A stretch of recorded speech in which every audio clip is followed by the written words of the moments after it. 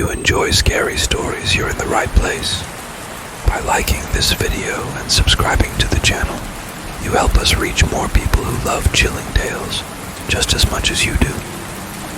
Plus, it keeps you up to date with all our latest content. So go ahead, hit that like button, subscribe, and join our awesome community. Thanks for watching, and let's dive into today's video. The Phantom Train. My name is Alex, and I used to work as a conductor on a freight train. My job took me through some of the most remote and desolate parts of the country, and I loved the solitude and the ever-changing landscapes. One stretch of track, however, was notorious among railroad workers. It was known as the Haunted Line. The Haunted Line ran through a dense forest, and there were countless stories of strange occurrences and ghostly sightings. Many workers claimed to have seen a phantom train, a spectral locomotive that appeared out of nowhere and vanished just as quickly. I never believed the stories, thinking they were just tall tales to scare the new guys. One foggy night I was on a late run through the Haunted Line. The fog was so thick that it was hard to see more than a few feet ahead. As we chugged along, I started feeling a strange sense of unease. The usual sounds of the train seemed muted, and the forest was eerily silent. Suddenly I saw a light in the distance. At first, I thought it was another train on the track, but as we got closer, I realized it was something else. The light was coming from an old steam locomotive, its headlamp glowing eerily in the fog. It looked like a train from a different era, its paint chipped and its windows dark. I radioed the engineer to slow down, but there was no response. The radio was dead, filled with static. I watched in horror as the phantom train approached, its whistle echoing through the night. It passed by us silently, its carriages filled with shadowy figures. As the train disappeared into the fog, the radio crackled back to life, and the forest sounds returned. I was shaken, but I tried to convince myself that it was just a trick of the fog and the night. But deep down, I knew I had seen something otherworldly. Over the next few days, I couldn't stop thinking about the phantom train. I asked around, and many of the older workers confirmed the sightings. They told me the story of a tragic accident that had occurred decades ago. A passenger train had derailed on that stretch of track, killing everyone on board. It was said that the spirits of the passengers were trapped, doomed to ride the ghostly train forever. I wanted to help, but I didn't know how. One night I decided to investigate further. I went to the site of the derailment and searched for any clues. I found an old, rusted pocket watch buried in the dirt. It belonged to one of the passengers, a man named James, who'd been on his way to see his family. I decided to perform a ritual to release the trapped spirits. I gathered some candles and flowers and set up near the tracks. As I chanted, the air grew colder, and I felt a presence around me. The fog rolled in, and I heard the whistle of the phantom train in the distance. The ghostly locomotive appeared, its headlamp piercing through the fog. I held up the pocket watch and called out to James, telling him it was time to move on. The train slowed down, and I saw the figures inside looking at me, their faces filled with sadness and longing. I continued the ritual, focusing on releasing the spirits. Suddenly, there was a bright flash, and the train began to fade. The figures waved at me, their faces now peaceful. The phantom train vanished, and the fog lifted, leaving the night clear and calm. The Haunted Line felt different after that night. The oppressive atmosphere was gone, and the sightings of the phantom train stopped. I knew I had helped those spirits find peace. It was an experience I would never forget. The shadow in the attic. My name is Ethan, and I used to live in an old Victorian house that had been in my family for generations. The house was beautiful, but filled with strange noises and unexplained occurrences. My friends used to joke that it was haunted, but I never paid much attention to their teasing. That was until I encountered the shadow in the attic. One evening, I was alone in the house, reading in the living room. The wind was howling outside, and the house creaked and groaned in response. I heard a strange noise coming from the attic, like footsteps on the old wooden floorboards.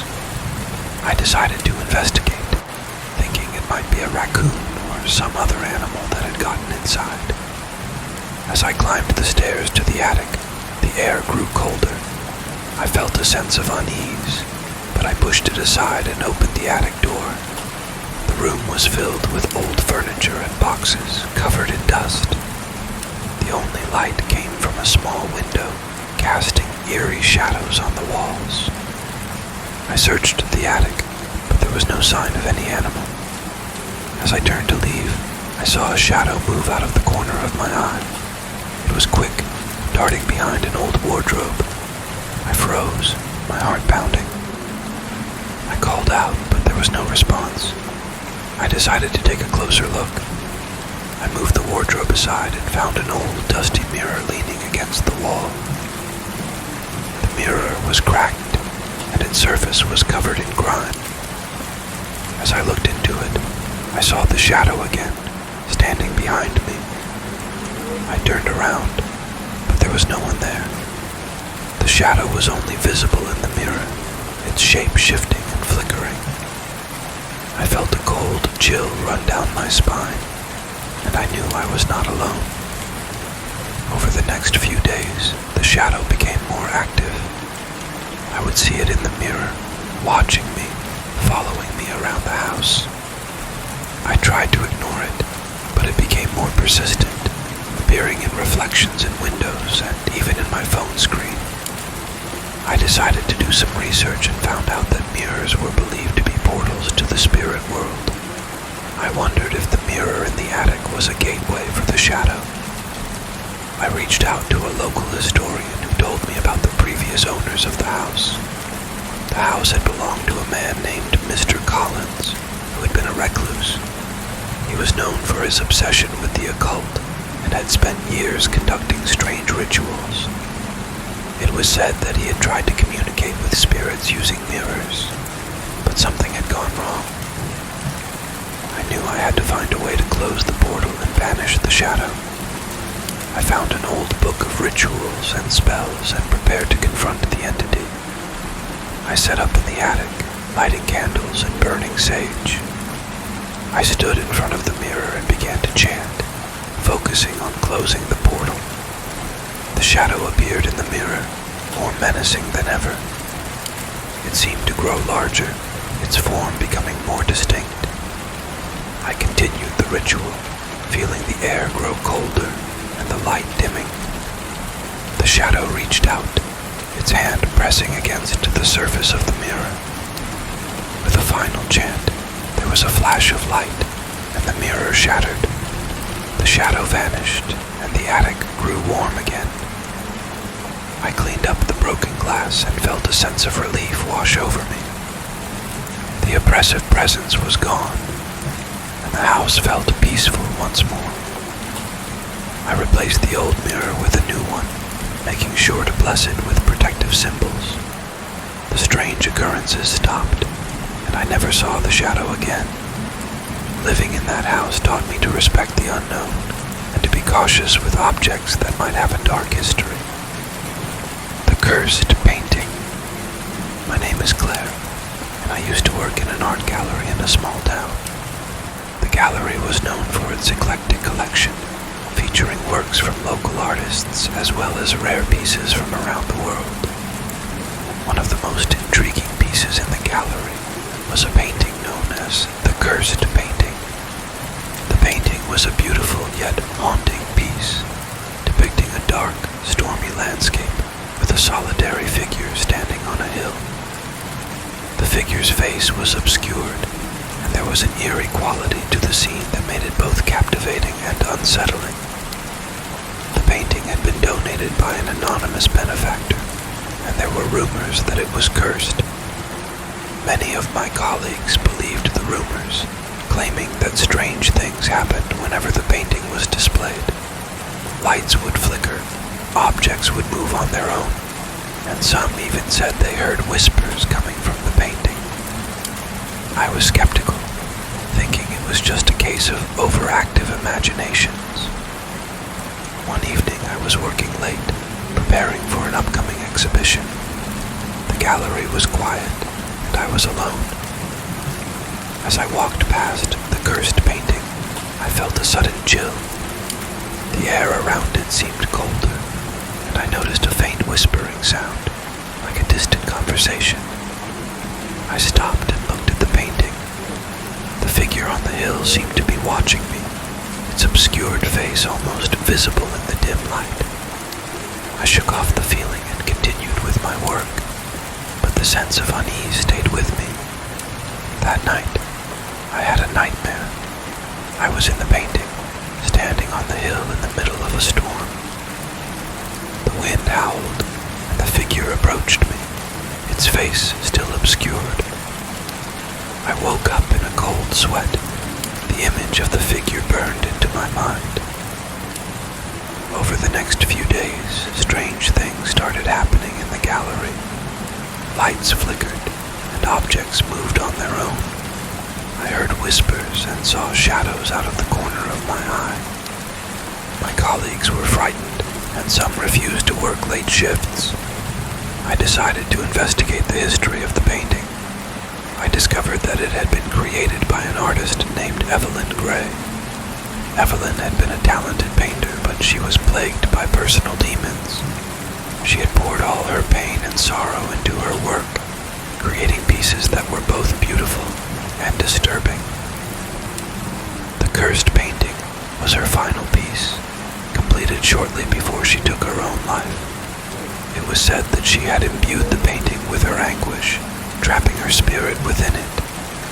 The anonymous benefactor who donated the painting had been a distant relative, hoping to rid themselves of the curse.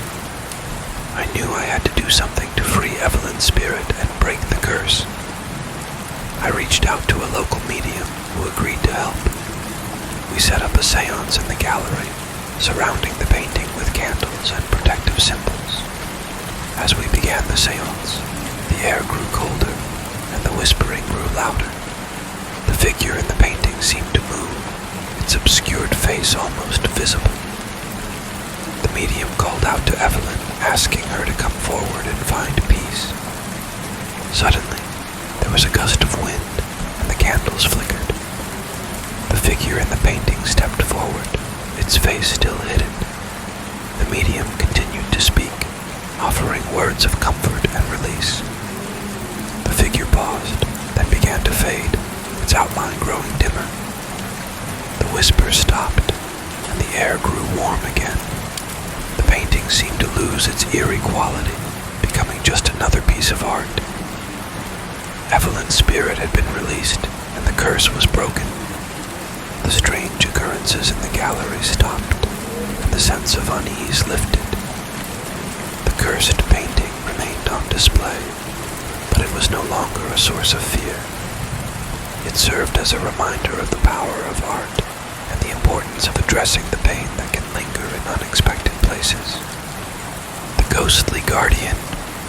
My name is Jessica, and I used to work as a caretaker for an old historic mansion that had been converted into a museum.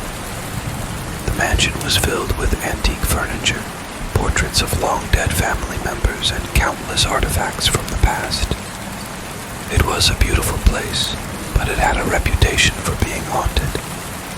The previous caretakers had all reported strange occurrences, doors opening and closing on their own, footsteps echoing through empty halls, and cold spots that seemed to move around the house.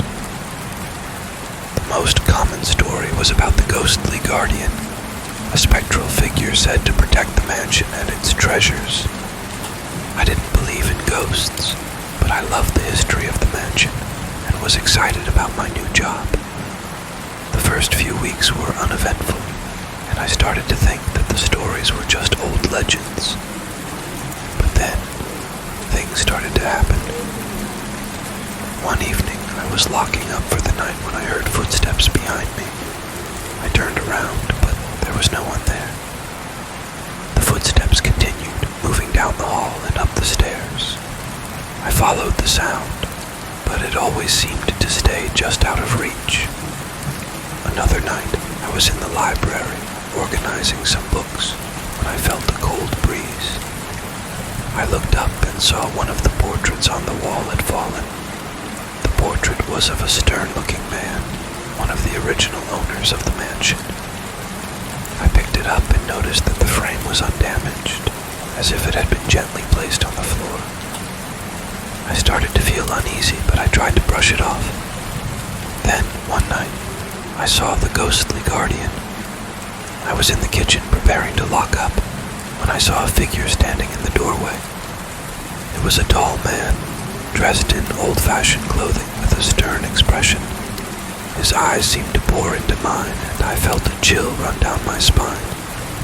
I blinked, and he was gone.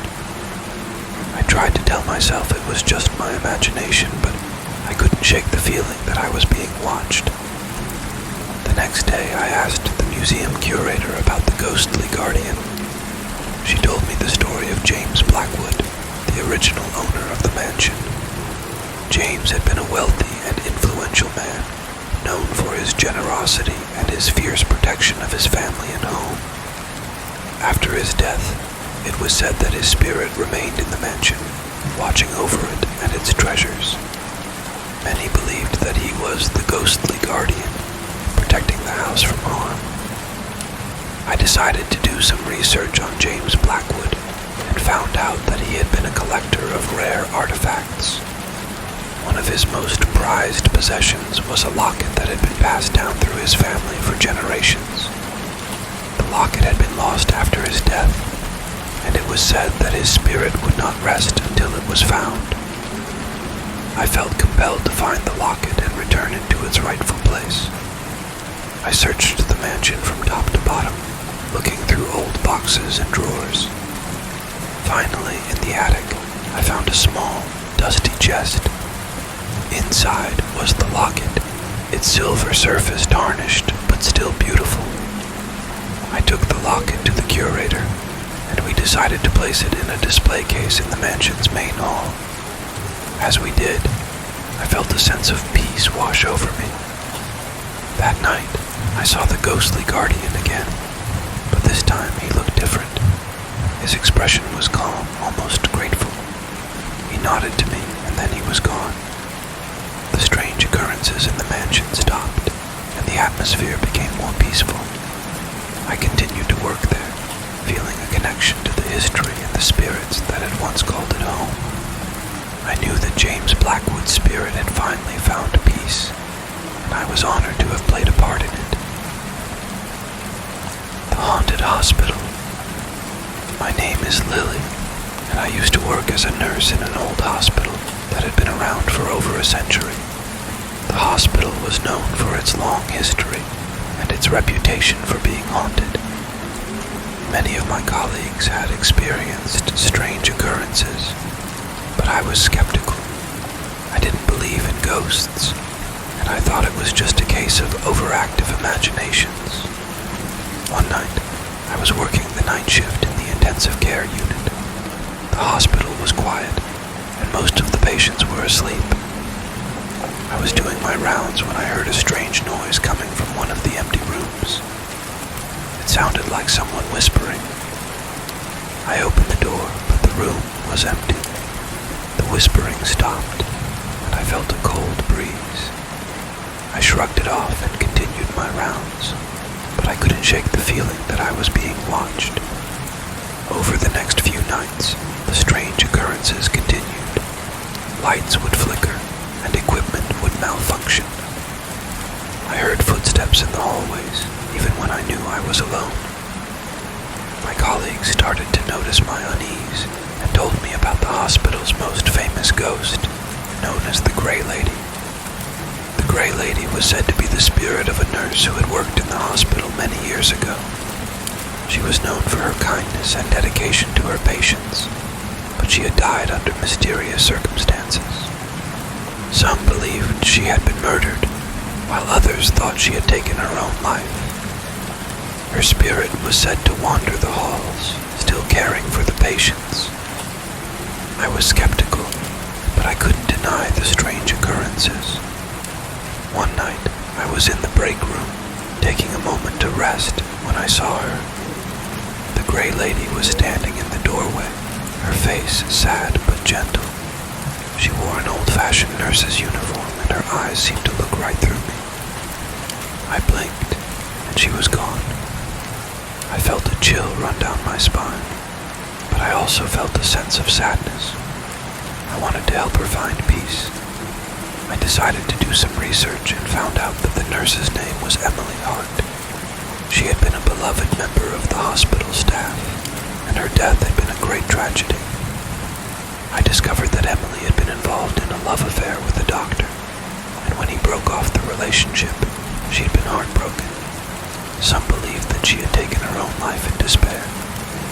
I felt a connection to Emily and wanted to help her spirit find peace. I reached out to a local historian and found out that Emily had kept a diary, which was still in the hospital archives. I managed to get access to the diary and read through it, learning about her life and her love for the doctor. Her final entries were filled with heartbreak and despair, but also with love for her patients. I decided to hold a small ceremony in her honor. I gathered some flowers and candles and set up in the room where she had died. As I lit the candles, I spoke to Emily, telling her that she was remembered and loved. I read a passage from her diary, hoping to bring her some peace. As I finished, I felt a warmth fill the room.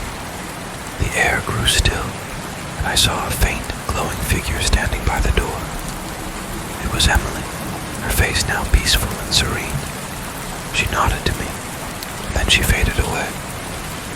The strange occurrences in the hospital stopped, and the atmosphere became more peaceful. I knew that Emily had found peace, and I felt honored to have helped her. Working in that hospital taught me to respect the unknown and to always approach the stories of the past with compassion and understanding. The Mirror of Shadows. My name is Ryan, and I used to work as a security guard in a museum that housed a collection of ancient artifacts. The museum was filled with fascinating objects from different cultures and time periods, but one artifact stood out: the Mirror of Shadows. The Mirror of Shadows was an old ornate mirror, said to be cursed. It was found in an ancient temple and was believed to have been used in dark rituals. The mirror was beautiful, with intricate carvings on its frame, but there was something unsettling about it. The surface seemed to ripple, and shadows moved within it, even when the room was still. Many of my colleagues believed the mirror was haunted, claiming to see strange figures in its reflection and hearing whispers when they were near it. I was skeptical, thinking it was just their imagination, but I couldn't deny the uneasy feeling I got whenever I was near it. One night, I was doing my rounds when I heard a noise coming from the room where the mirror was displayed. It sounded like a whisper, faint but persistent. I entered the room, and the air grew colder. The mirror stood at the center, its surface dark and shadowy. As I approached, I saw a figure in the reflection. It was a woman, her face obscured by shadows. She seemed to be reaching out to me, her eyes filled with desperation. I turned around, but there was no one there. The figure was only visible in the mirror. I felt a chill run down my spine and quickly left the room. The next day, I decided to do some research on the Mirror of Shadows. I found out that it had been created by a sorcerer who was known for his dark magic. He had used the mirror to trap the souls of his enemies, binding them to its surface for eternity. I realized that the woman I had seen was one of the trapped souls, and I felt compelled to help her. I reached out to a local historian who specialized in ancient artifacts and told him about the mirror. He was intrigued and agreed to help me. We discovered a ritual that could release the trapped souls, but it was dangerous and required a great deal of concentration. We decided to perform the ritual in the museum in front of the mirror. We gathered the necessary items, candles, incense, and a special incantation. As we began the ritual, the air grew colder, and the shadows in the mirror seemed to come alive. The woman's figure appeared again, her eyes bleeding. We chanted the incantation, focusing on breaking the curse and releasing the trapped souls. Suddenly, there was a flash of light, and the shadows in the mirror began to swirl. The woman's figure became clearer, and I could see the pain in her eyes. We continued the ritual, and the mirror started to crack. The woman reached out one last time, and then she was gone, her spirit finally free. The mirror shattered, and the room grew warm again. The uneasy feeling lifted, and I knew we had succeeded. The trapped souls had been released, and the curse was broken. The museum felt different after that night, more peaceful and welcoming. I continued to work there, always remembering the mirror of shadows and the spirits we had helped release. It taught me to respect the power of ancient artifacts and the importance of addressing the pain and suffering that can linger in unexpected places. The Phantom Lighthouse. My name is Emma, and I used to live in a small coastal town known for its beautiful lighthouse. The lighthouse was old and had guided ships safely to shore for generations. It was also said to be haunted by the ghost of a former keeper, known as the Phantom Keeper. The Phantom Keeper was said to appear on stormy nights, his lantern glowing in the darkness.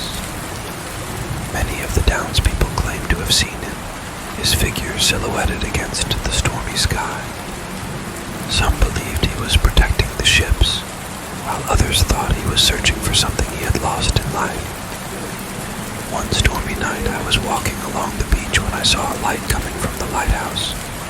The light was moving, as if someone was walking with a lantern.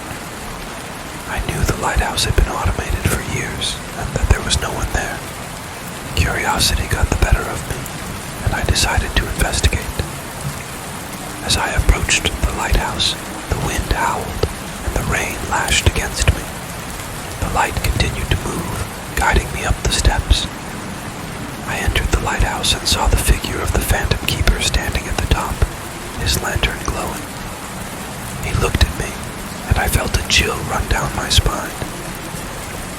I climbed the stairs, and as I reached the top, the figure vanished. I was alone, but the lantern was still there, its light flickering. I felt a sense of sadness and longing in the air, as if the Phantom Keeper was trying to communicate something. I decided to do some research on the history of the lighthouse, and found out that the Phantom Keeper was a man named Thomas. Thomas had been the keeper of the lighthouse for many years, and was known for his dedication to his job. One stormy night he had gone out to rescue a ship in distress, but he never returned. His body was never found, and it was believed that he had drowned. I felt a connection to Thomas, and wanted to help him find peace. I reached out to a local historian who told me about an old legend. It was said that if a lost soul was given a proper farewell, their spirit could find rest. I decided to hold a small ceremony in Thomas's honor. I gathered some flowers and a lantern and went back to the lighthouse on another stormy night. As I climbed the steps, I felt Thomas's presence around me. I placed the flowers and the lantern at the top of the lighthouse and spoke to him, telling him that he was remembered and honored. As I finished, the wind died down and the rain stopped. The air grew warm, and I saw a faint glow around the lantern. Thomas's figure appeared one last time, his face now peaceful. He nodded to me, and then he was gone, his spirit finally at rest. The sightings of the Phantom Keeper stopped after that night, and the lighthouse felt more peaceful. The townspeople noticed the change and were grateful that Thomas had found peace. I continued to live in the town, always remembering the Phantom Keeper and the night I helped him find rest. The Witch's Curse. My name is Oliver, and I used to work as a groundskeeper for an old estate that had a dark history. The estate was said to be cursed by a witch who had lived there many years ago. The witch, named Eliza, had been wronged by the estate's owner and had cursed the land before she died. Strange occurrences and bad luck had plagued the estate ever since. I didn't believe in curses, but I couldn't deny the strange things that happened on the estate. Crops would fail, animals would get sick, and accidents were common. The locals avoided the estate, believing it was haunted by Eliza's spirit. One evening I was working late, tending to the gardens, when I heard a strange noise coming from the old well. It sounded like someone whispering. I approached the well, and the air grew colder. I peered into the darkness, and for a moment I thought I saw a figure at the bottom. I decided to investigate the history of the estate and learned about Eliza's tragic story. She had been a healer and was well loved by the local community. But the estate's owner, a man named Richard, had accused her of witchcraft when she refused his advances. She was tried and executed, but not before cursing the land and all who lived on it. I felt a deep sense of injustice and wanted to help Eliza find peace. I reached out to a local historian who specialized in folklore and told him about the curse. He suggested that we hold a ceremony to lift the curse and honor Eliza's memory. We gathered some herbs, candles, and an old book of spells and went to the well. As we began the ceremony, the air grew colder and the whispers grew louder. We chanted a spell to lift the curse and asked for Eliza's forgiveness. Suddenly there was a gust of wind and the candles flickered. The figure of a woman appeared at the edge of the well, her face sad but calm.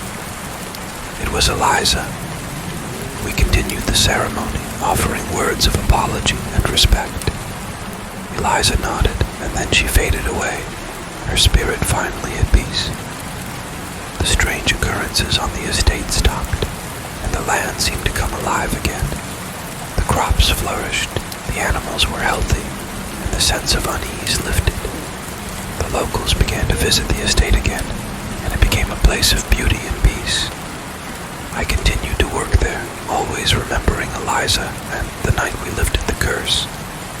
It taught me to respect the history of the land and the spirits that may still linger. The witch's curse was broken, and the estate thrived once more, a testament to the power of forgiveness and the importance of honoring the past. The Enchanted Forest. My name is Alice, and I used to work as a ranger in a national park known for its beautiful and mysterious forest. The forest was said to be enchanted, filled with ancient trees, hidden glades, and magical creatures. There were many legends about the forest, but the most famous was the story of the Enchanted Grove. The Enchanted Grove was a hidden part of the forest, said to be home to fairies and other magical beings. It was said that those who found the grove would be granted a wish, but only if they approached with a pure heart. Many had tried to find it, but few had succeeded. I was fascinated by the legends and often spent my free time exploring the forest. One day, while I was hiking, I heard a faint music coming from deeper in the woods. It was a haunting, beautiful melody that seemed to call to me. I followed the sound, pushing through the underbrush until I came to a clearing. In the center of the clearing was a circle of ancient trees, their branches intertwined to form a canopy. The air was filled with the scent of flowers, and the ground was covered in soft moss. I knew I had found the Enchanted Grove. As I stood in the grove, I felt a sense of peace and wonder. The music grew louder, and I saw small, glowing figures dancing among the flowers. They were fairies, their wings shimmering in the light. I watched in awe, feeling like I was in a dream. One of the fairies approached me, her tiny face serious. She told me that the grove was in danger. The park was planning to build a new road that would cut through the forest, destroying the grove and its magic. The fairies needed my help to protect their home. I promised to do everything I could. I went to the park authorities and told them about the enchanted grove, but they didn't believe me. They thought it was just a legend and dismissed my concerns. I knew I had to find another way. I decided to gather evidence. I took photographs of the grove and the fairies, and I recorded the music. I even managed to get a few of the fairies to appear on video. Armed with this proof, I went back to the park authorities and presented my findings. This time, they listened. The evidence was undeniable, and they agreed to reconsider the construction plans.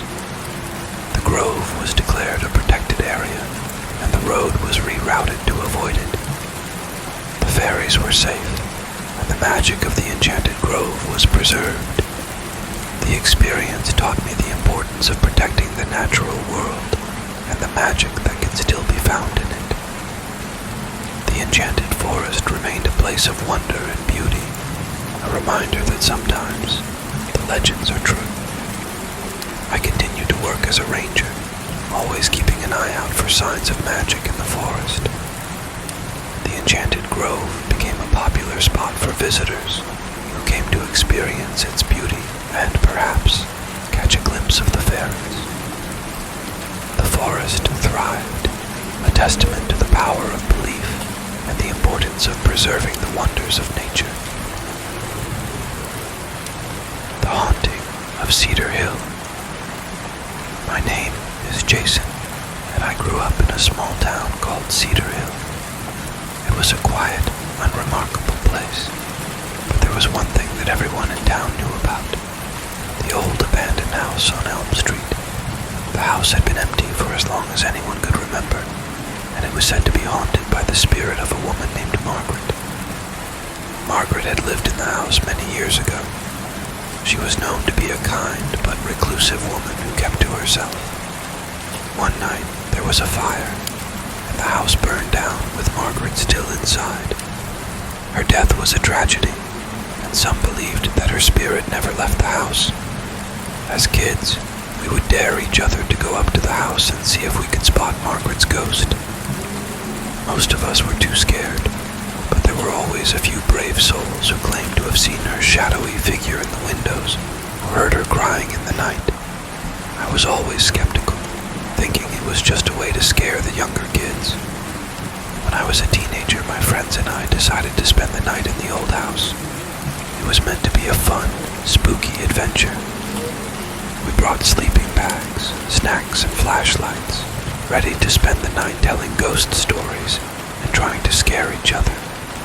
The house was in ruins. The walls were charred, the floorboards creaked, and the air was thick with dust. As the night went on, we settled in one of the rooms, lighting a few candles to give us some light. We started telling ghost stories, laughing and trying to outdo each other with tales of terror. Around midnight, we heard a noise coming from upstairs. It sounded like footsteps, slow and deliberate. We all froze, our hearts pounding. One of my friends, Tom, suggested we go check it out. Armed with our flashlights, we crept up the stairs, the floorboards groaning under our weight. At the top of the stairs, we saw a door slightly ajar. The footsteps had stopped, and the air was eerily still. We pushed the door open and stepped inside. The room was empty, but there was a feeling of coldness that made my skin crawl. Suddenly, one of the candles we had left downstairs flickered out, casting the room into darkness. We heard a soft, mournful sobbing coming from the corner of the room. Our flashlights flickered, and we saw a figure standing there, barely visible in the dim light. It was a woman, her face hidden by long, dark hair. She wore a tattered dress and her hands were clasped in front of her. We were frozen in fear, unable to move or speak. The woman raised her head, and we saw her eyes, filled with sorrow and pain. She started to move towards us, her movements slow and deliberate. We bolted out of the room, stumbling down the stairs and out of the house, not stopping until we were far away. We never spoke of that night again. I tried to convince myself that it was just our imagination, but deep down, I knew what we had seen. Margaret's spirit was still in that house, trapped by the tragedy of her death. Years later, the house was torn down, and a new building was put up in its place. But the stories of Margaret's ghost persisted. People claimed to see her figure in the windows at night, or hear her crying on the wind. Cedar Hill remained a quiet town, but the haunting of Elm Street was a reminder of the tragedy that had once occurred, and the spirit that still lingered. The Vanishing Lake. My name is Sarah, and I work as a wildlife photographer. My job takes me to some of the most remote and beautiful places in the world, but nothing could have prepared me for the eerie experience I had at a small lake deep in the wilderness. The lake was known as Lake Whisper, named for the strange sounds that locals claimed to hear at night. It was said that the lake was cursed, and those who ventured too close would disappear without a trace. I had heard the stories, but didn't believe in curses or haunted lakes. To me, it was just another beautiful location to photograph. I arrived at the lake early in the morning, setting up my equipment and waiting for the perfect shot. The water was still, reflecting the surrounding trees and mountains like a mirror. It was breathtaking, and I lost myself in the beauty of the scene. As the sun began to set, I noticed something strange. The lake's surface started to ripple, even though there was no wind.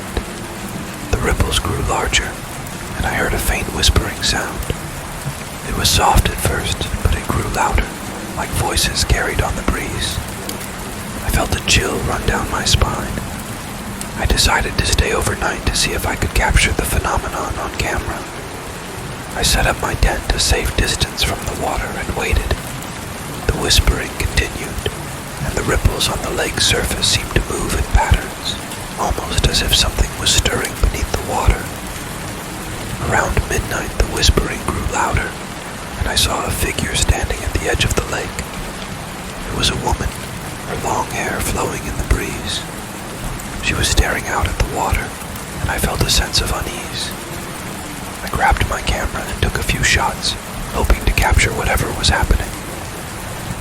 As I watched, the woman stepped into the lake. The water rose around her, but she didn't stop. She walked deeper and deeper until she was completely submerged. The whispering grew louder, and the water started to churn violently. I backed away, my heart pounding. Suddenly the woman reappeared, but she wasn't alone. She was holding the hand of a man, his face pale and his eyes empty. They both walked towards me, their eyes fixed on me. I felt a surge of fear and turned to run, but my legs wouldn't move. The man reached out to me, his hand cold and clammy.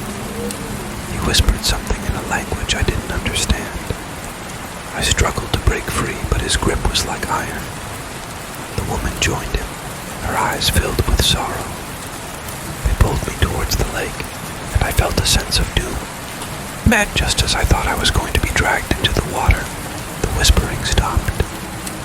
The figures vanished, and I collapsed on the ground, gasping for breath. The lake was still and silent, as if nothing had happened. I packed up my gear and left as quickly as I could. When I developed the photos, I saw the woman and the man standing at the edge of the lake, their faces filled with sorrow. The images were clear, but there was a strange, ghostly quality to them. I never went back to Lake Whisper. The experience left me shaken, and I couldn't shake the feeling that the lake was truly cursed. The locals continued to tell stories of the vanishing lake and the whispers that lured people to their doom. I learned to respect the legends and the power of the unknown, and I never ventured too close to mysterious waters again. The Forgotten Carnival. My name is Mark, and I grew up in a small town with a big secret. There was an old, abandoned carnival on the outskirts of town, hidden in the woods. It was said to have been a popular attraction many years ago, but a series of tragic accidents had led to its closure. The locals believed the carnival was cursed, and no one dared to go near it. As a teenager, I was fascinated by the carnival. The stories of the accidents and the curse intrigued me, and I often wondered what it was like. One summer, my friends and I decided to explore the abandoned carnival. We were bored and looking for an adventure, and the carnival seemed like the perfect place. We made our way through the woods, following the overgrown path to the carnival grounds. The place was eerie, with rusted rides and crumbling booths. The air was thick with the scent of decay, and a sense of unease settled over us. We wandered around, taking in the sights. The Ferris wheel stood tall and rusted, its seats swaying in the breeze. The carousel was missing several horses, and the ones that remained were chipped and faded. The funhouse was dark and foreboding, its entrance gaping like a mouth. As we explored, we heard strange noises. Laughter, faint but chilling, echoed through the air. We saw shadows moving among the rides, but whenever we tried to get a closer look, there was nothing there. The sun began to set, casting long shadows across the carnival grounds. We decided to leave, but as we made our way back to the entrance, we saw a light coming from the old ticket booth. It was flickering, like an old lantern. Curious, we approached, and the light grew brighter. Inside the booth, we saw an old man, his face lined with wrinkles, and his eyes filled with sadness. He looked at us and said, "Welcome to the carnival. Would you like a ticket?" His voice was raspy, and there was something unsettling about him. We backed away, but he stepped out of the booth and followed us. "You can't leave," he said. "The carnival needs you." His words sent a chill down my spine, and I turned to run. My friends followed, but the carnival seemed to come alive around us. The rides creaked and groaned, and the shadows grew darker.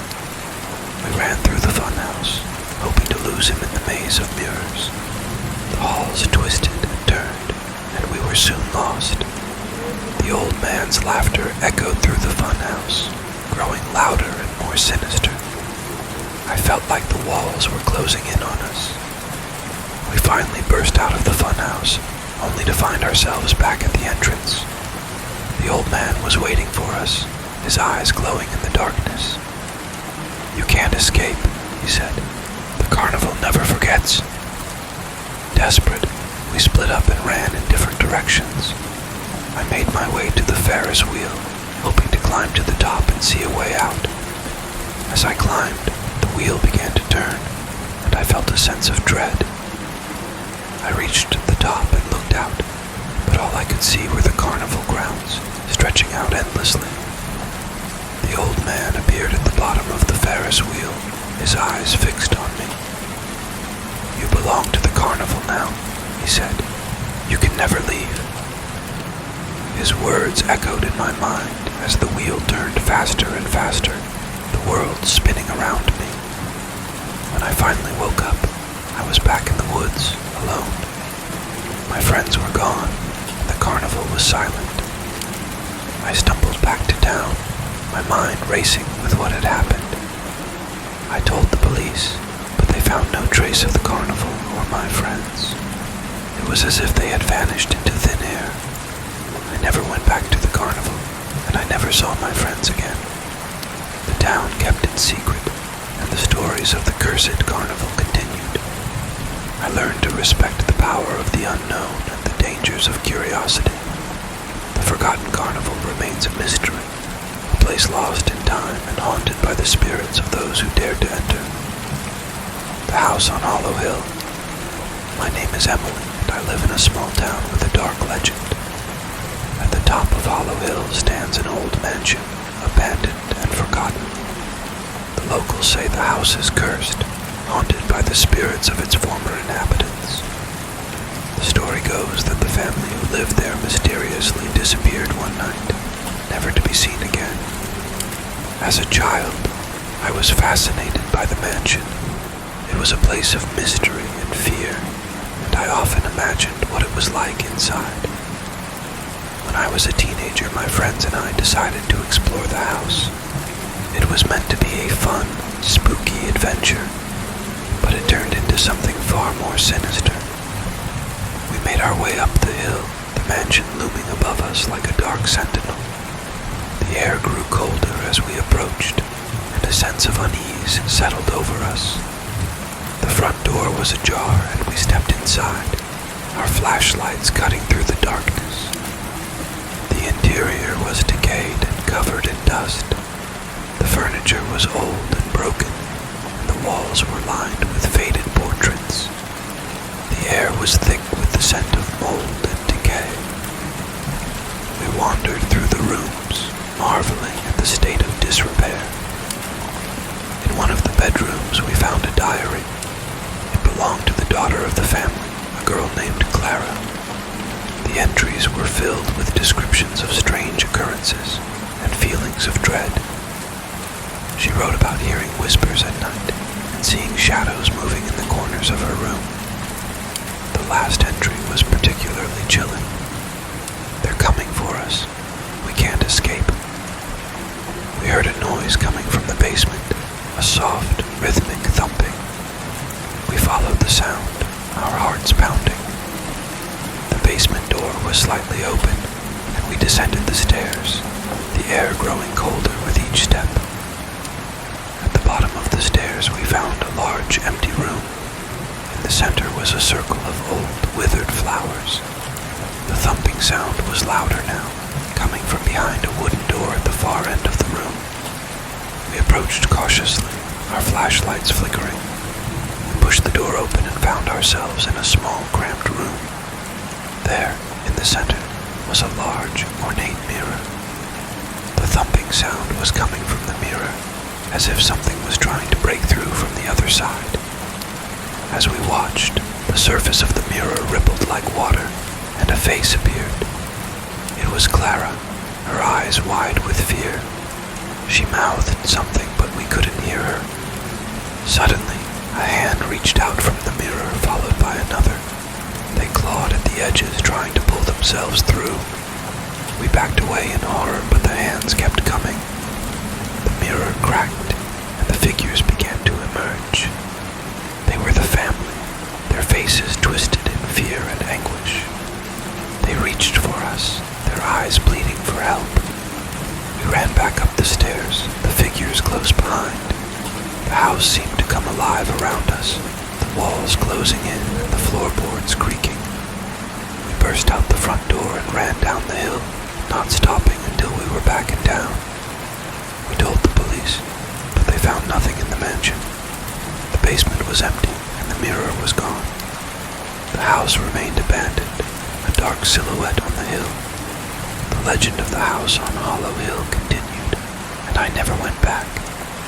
The experience left me shaken, a reminder of the power of the unknown and the dangers of curiosity. The house on Hollow Hill remains a place of mystery and fear, haunted by the spirits of those who disappeared. I learned to respect the legends and the secrets they hold, knowing that some mysteries are best left unsolved. The shadows in the attic. My name is David, and I recently moved into an old house with a dark history. The house had been empty for years, and the locals said it was haunted by the spirits of a family who had mysteriously disappeared. I didn't believe in ghosts, but I couldn't deny the strange occurrences that started happening after I moved in. The first night in the house, I heard strange noises coming from the attic. It sounded like footsteps, slow and deliberate. I went to investigate, but found nothing out of the ordinary. The attic was filled with old furniture and boxes, covered in dust and cobwebs.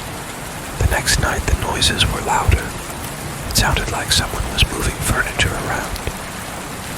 I went up to the attic again, but it was empty. I felt a chill run down my spine, but I brushed it off as my imagination. Over the next few days the noises continued. I started seeing shadows moving in the corners of my vision, but whenever I turned to look, there was nothing there. I felt like I was being watched. The air in the house grew colder. I decided to do some research on the house and learned about the family who had lived there. They were a wealthy couple with 2 children. One night, they disappeared without a trace, leaving their belongings behind. The house had been abandoned ever since, and the locals believed it was haunted by their spirits.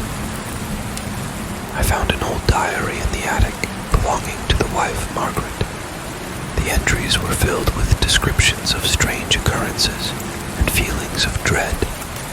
She wrote about hearing footsteps at night and seeing shadows moving in the attic.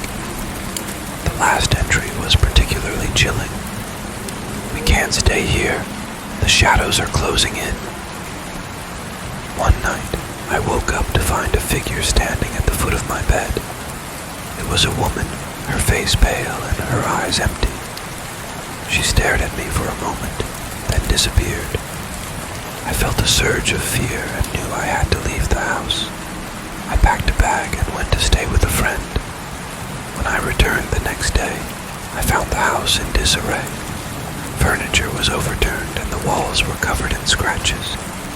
It was as if something had tried to claw its way out. I decided to sell the house and move away. The experience left me shaken, a reminder of the power of the unknown and the dangers of ignoring the signs.